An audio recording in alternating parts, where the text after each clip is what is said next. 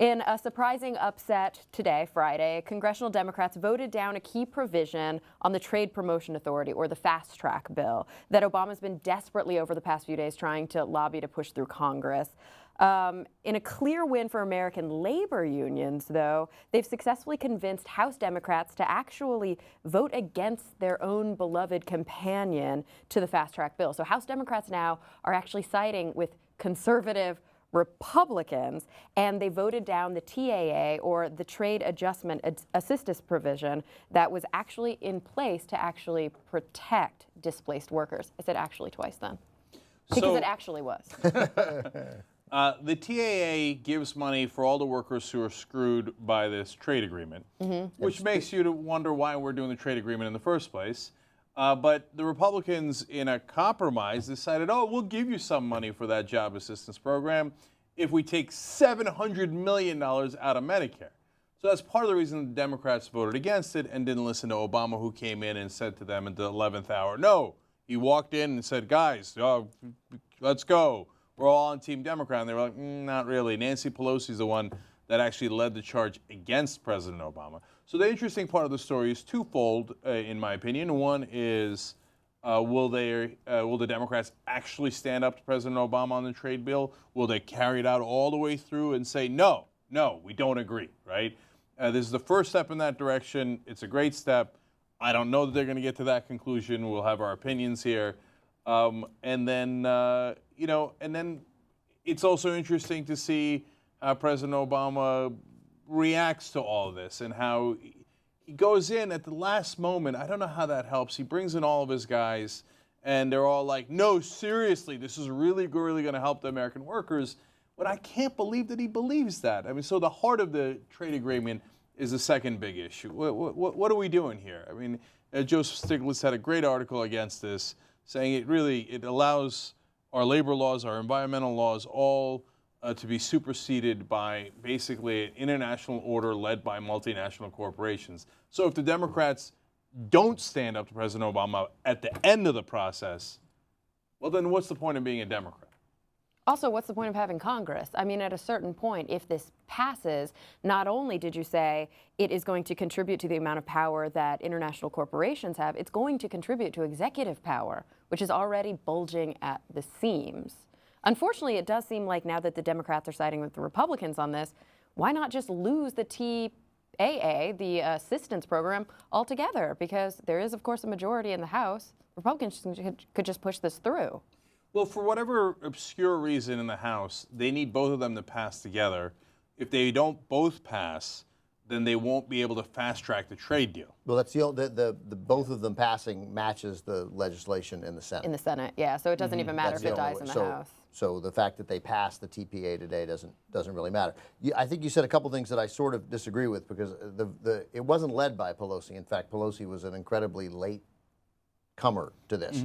Obama seemed to have her on his side. I suspect he did have her on his side until she realized, I can't deliver the votes, so now I'm going to go the other way with my caucus. But because of that... Well, okay, now let me disagree a little bit upon your disagreement, even though I largely agree.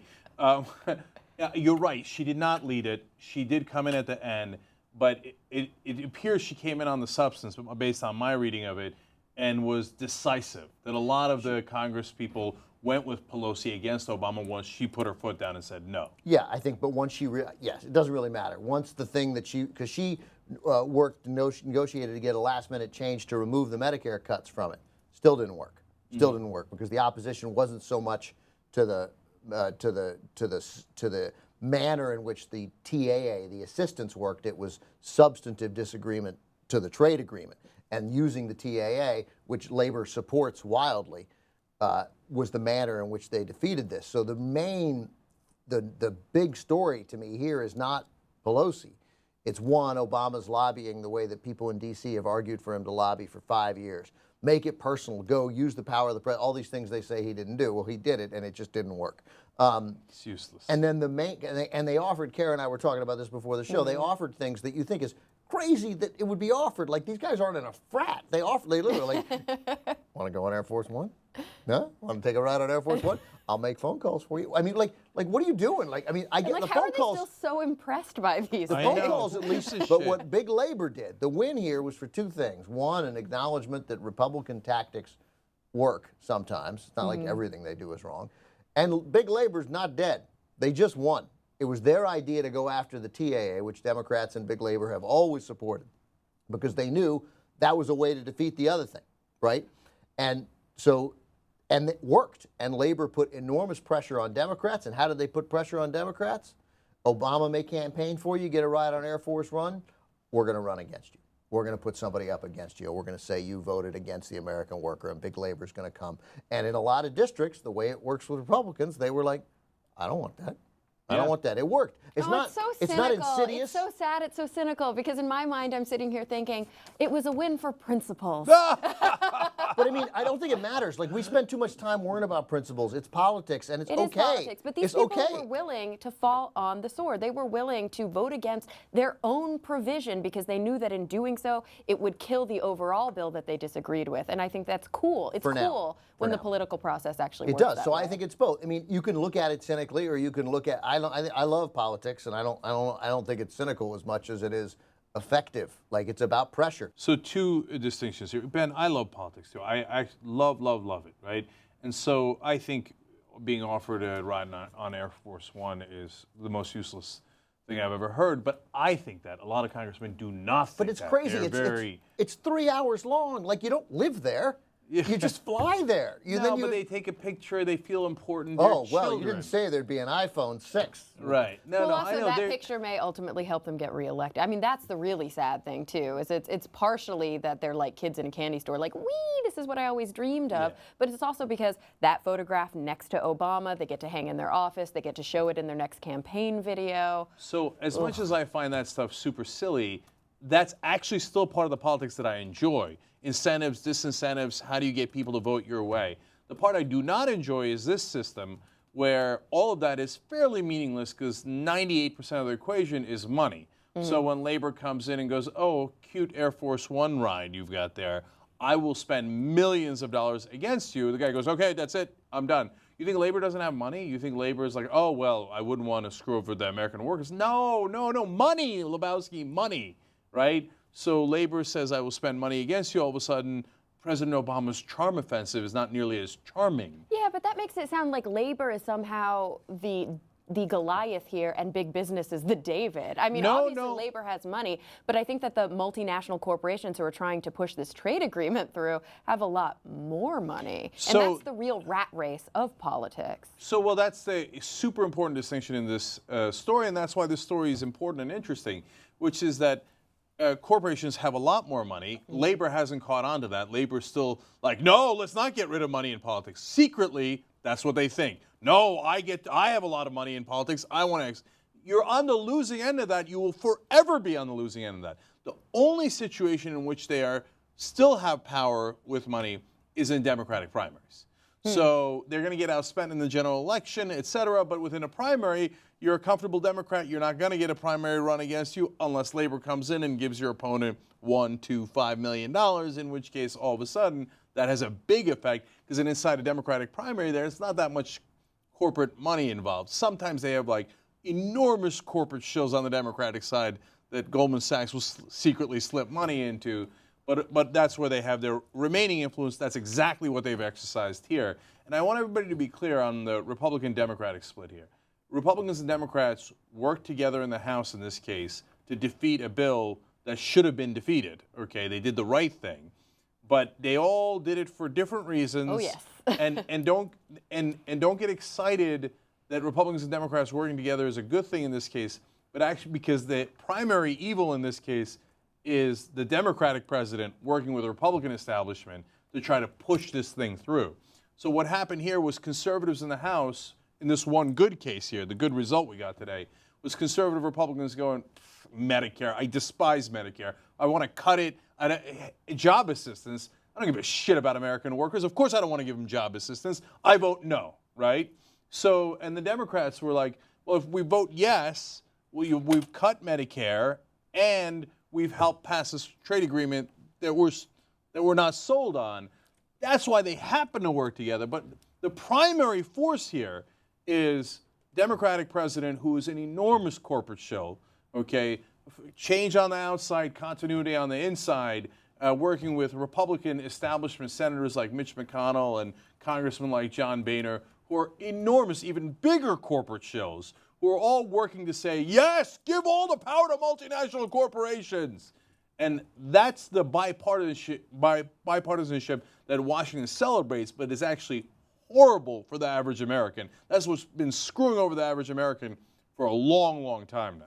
And it's not new. I mean, corporate shillism is rampant in both parties. And to be so naive as to think that Democrats are the party of non-corporate lobbyism and Republicans are the party of corporate lobbyism just means that you've kind of had your eyes closed this whole time. Yeah. Is there anybody still in the camp of like, no, Obama's playing three-dimensional chess?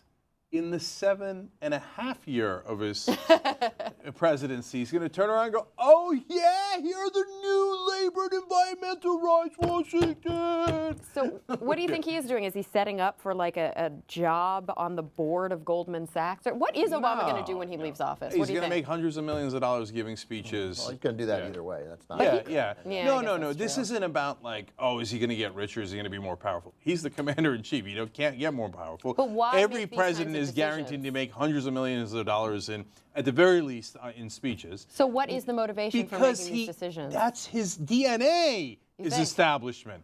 That's why I've been saying for, I don't know how many years now, 5 years, 6 years, that his wrestling nickname would be the establishment.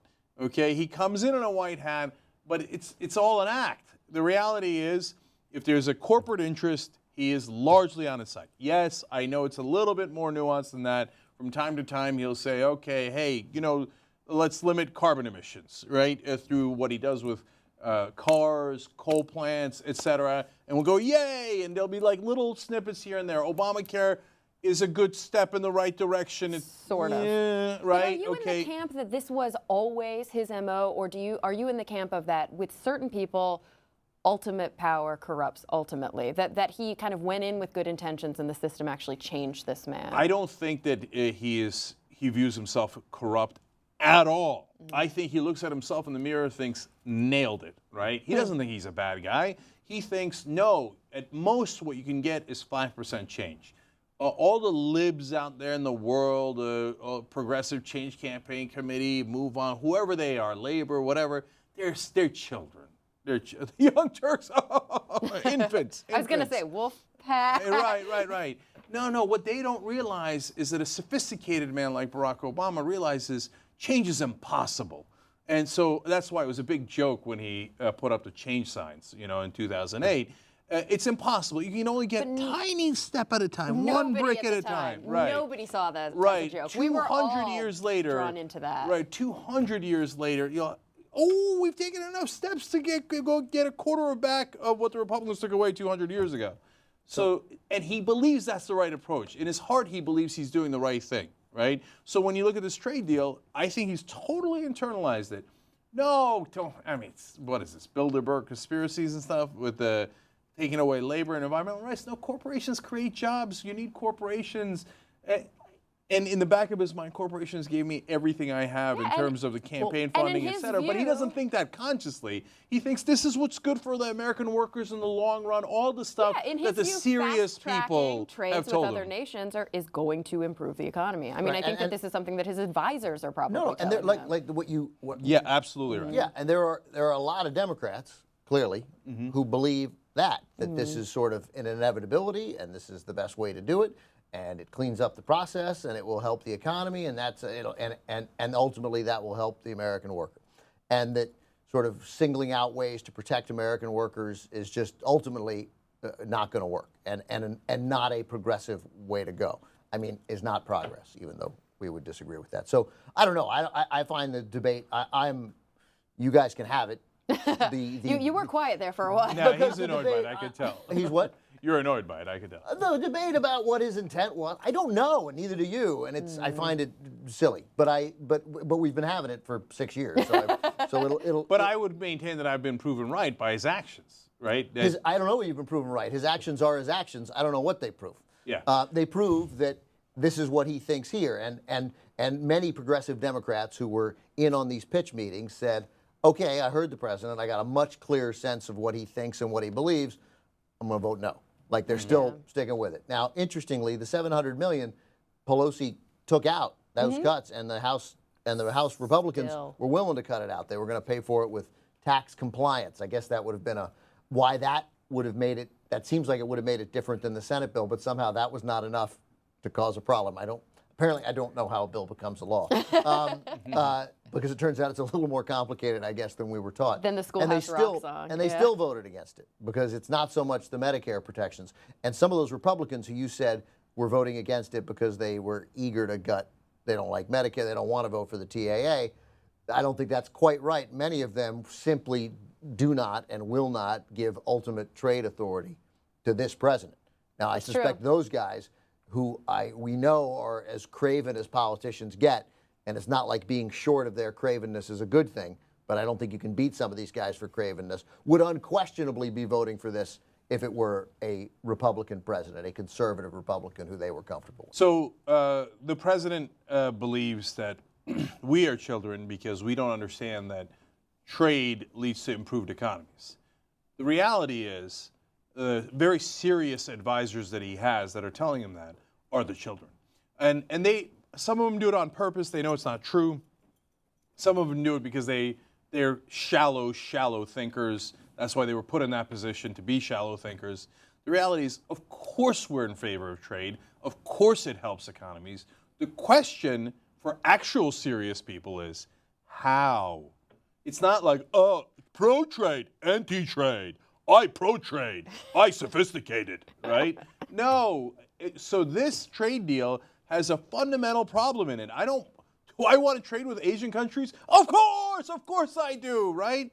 No, the problem is it allows for local laws to be subverted. So if you've got a chemical leak into the river in your backyard, and you stop a corporation from doing that, they can take us to an international court and stop us from stopping the leak. And they can say, it hurts my future profits. You're hurting my future profits, so you are not allowed to protect your community. Whether it's through a labor law, an environmental law, or any other sovereign law that your city has passed, your state has passed, or even your national government has passed.